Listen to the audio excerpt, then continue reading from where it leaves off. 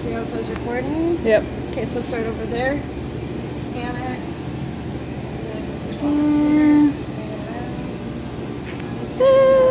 Back onto me. And on to me. You're in attendance as well. Yes. Alright. Welcome to my speech, everyone. Thank you for coming. In May of 2012, after a night of heavy drug use, I got into a fight with my ex-lover, which led me to a 3-day stay in jail and a 13-month probation sentence. Since it was my first, and as of yet only, major offense, I got off pretty easily. Treatment was included in my probation, and it was thanks to the counselors and wonderful probation officer that I was able to begin turning my life around. Even so, the stigma of drug charges and the probation prevented me from getting desired jobs and also respect from my peers. Had I not had such a great support system, I would have most likely wound up using and going through this all over again. Nobody wins the war on drugs. Instead of incarcerating people who have serious problems, let's instead focus on treatment and quit wasting millions of dollars on programs that don't work. Today I'm going to argue that treatment is a much better choice than incarceration, because when you put someone in jail, all they learn how to do is how to go to jail. Whereas when you put someone in treatment, they learn new life skills and they learn ways to better their lives and also to get themselves past their problems. Let's face it, would you rather see your loved one get treatment or go to prison?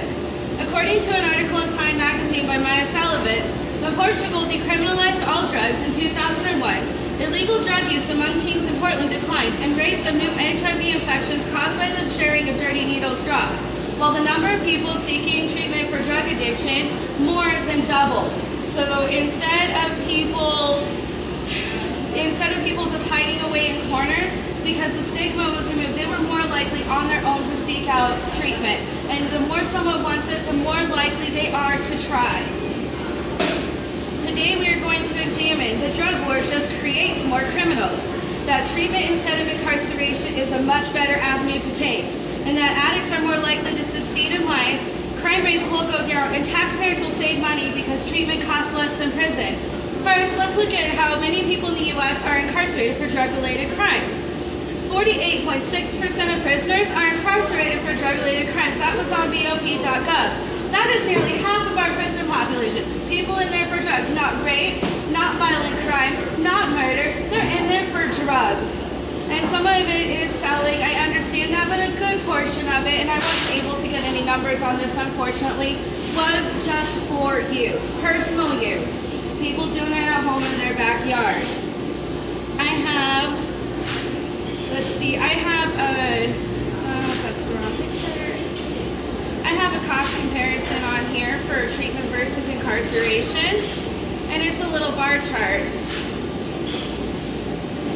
To put someone in jail, it'll cost them $554,000 a year for that one person to be in jail for a year.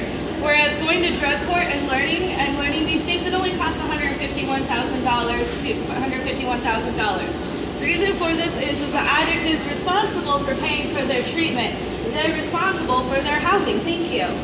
They are responsible for their housing. They are responsible for getting themselves where they need to go, instead of the taxpayers paying all the costs for people to be in jail. Because then you're paying for their food, you're paying for their heat, and everything else.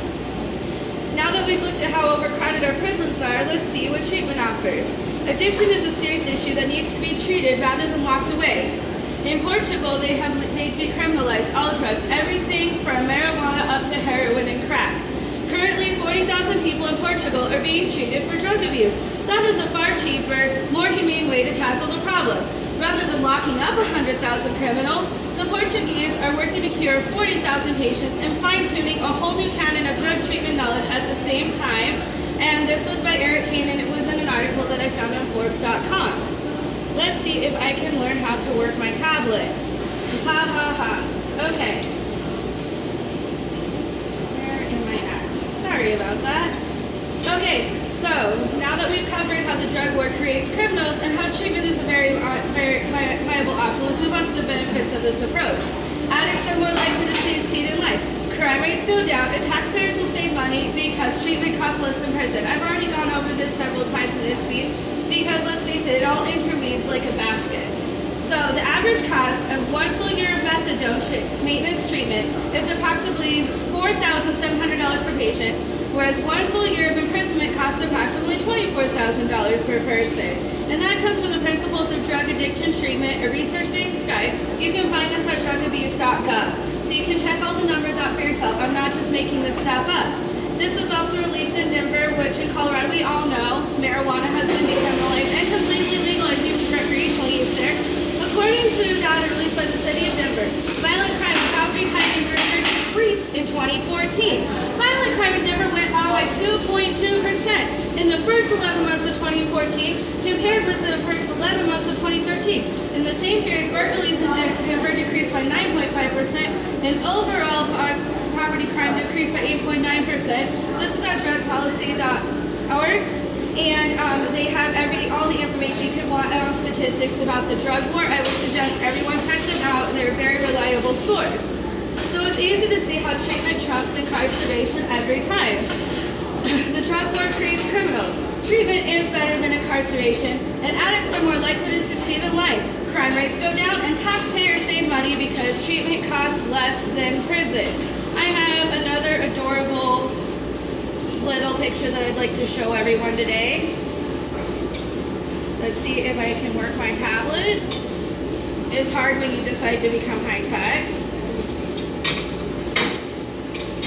But we all remember those commercials back in the 90s, you know, where they like fried the egg and said, "This is your brain on drugs." Well, in this one, the little guy is saying, "This is your brain. This is the war on drugs. This is your brain after spending billions of dollars on the war on drugs." And he's hitting himself in the head with this frying pan because it's not helping anyone. It's not doing anyone any good. So any questions? And I understand that Idaho is a very conservative state. Here people are going to probably be very much more for incarceration because that's the way things have always been. But instead, I would like to say, nobody wins the war on drugs. Instead of incarcerating people who have a serious problem, let's instead focus on treatment and quit wasting millions of dollars on programs that don't work. Let's erase the stigma. The addicts are losers with no hope for bettering themselves, and instead treat them as people with a serious problem deserving of love and support, just like everyone else. Look at me. I've been to jail. I've done all kinds of crazy drugs. Now I'm a college student. I have a job where I work with people with developmental disabilities. If I can do it, anyone can. And then I'm going to include one last statement with a quote from Matthew 25:40. "And the king shall answer and say unto them, Verily I say unto you, inasmuch as ye have done it unto the least of my brethren, ye have done it unto me." Compassion is key, folks. Just ask Jesus.